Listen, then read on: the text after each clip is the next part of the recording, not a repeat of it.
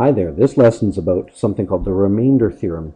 The remainder theorem is a way of working with polynomials to find the remainder of a division without actually having to do the division. We're going to look at a cubic polynomial example, and we're going to use synthetic division.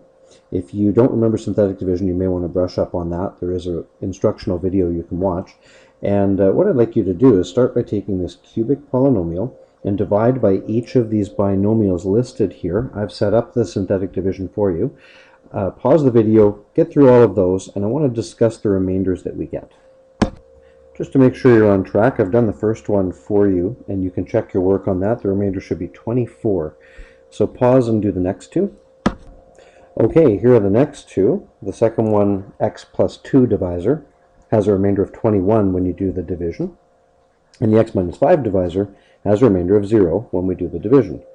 Now, for comparison, I'd like you to use the same f of x at the top of the screen, and I'd like you to evaluate f of negative 1, f of negative 2, and f of 5. And the reason will become clear soon. First evaluate them and pause, then check your work. Okay, I've done the first one again. You can check your work and make sure that you've done it correctly. You should get the result of 24 when you substitute negative 1 into the function. Now the next ones, I've got them partially done. I should have negative 8. This is positive times negative, so negative 12 plus 26 plus 15. That's negative 20. Add 26 is 6. Add 15. 21, the result here. This time, 125 minus 75 minus 65, add 15. So I've got 125 plus 15 is 140, and these add up to 140 that are being subtracted. This gives a result of 0. Now, notice a pattern. Well, the 21 and 0 with the same results we obtained above as remainders. Do you wonder why? Yes, you should. Well, in order to understand what's going on, we need to recall the division statement.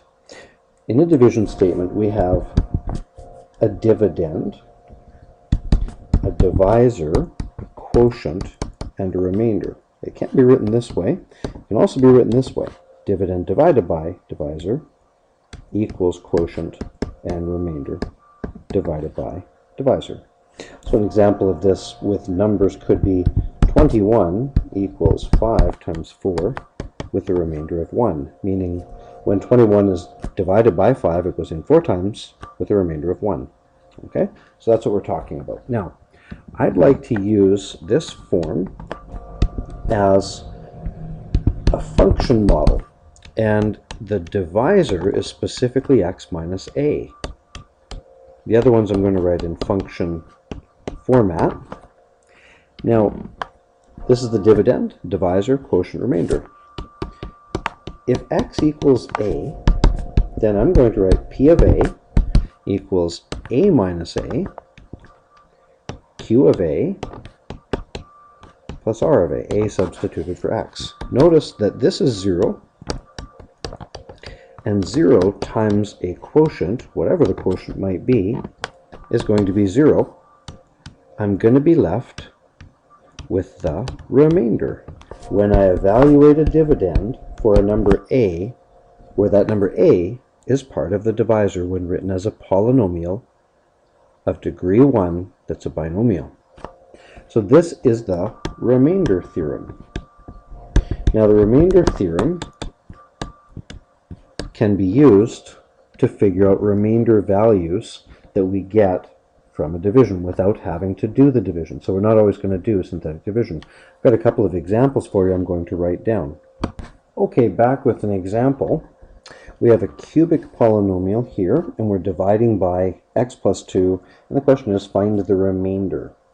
So what we want to do is we want to consider that cubic polynomial to be a function, and we want to evaluate it for the number negative 2. So I'm going to substitute negative 2 everywhere that I see x, like this. Use brackets, watch your signs. And a negative number cubed is negative. negative number squared is positive,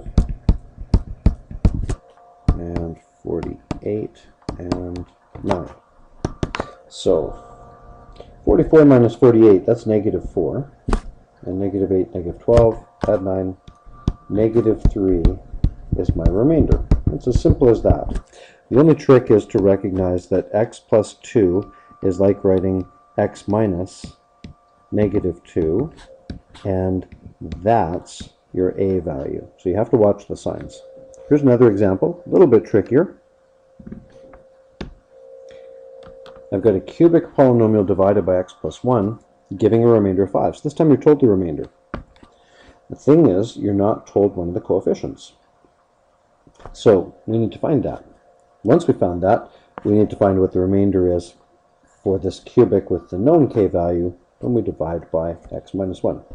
So my starting place, maybe you should pause this and try working out the first part of the problem. I'm going to substitute negative 1. Watch your brackets. So everywhere there's an x, I write the negative 1 value. And evaluate that, and we get k, negative 8, add 2, so negative 6, and this is equal to 5, we're told. So that leads me to knowing that k equals 11, and so my cubic is x cubed plus 11x squared minus 2x minus 7. And so now I want to take that and I want to divide by x minus 1. So I will evaluate f of 1. Putting 1 in everywhere where there's an x, and simplifying. 1, 11 minus 2 minus 7, 12 minus 9, that is positive 3. That's it. That's the basics of how remainder theorem works and why it works.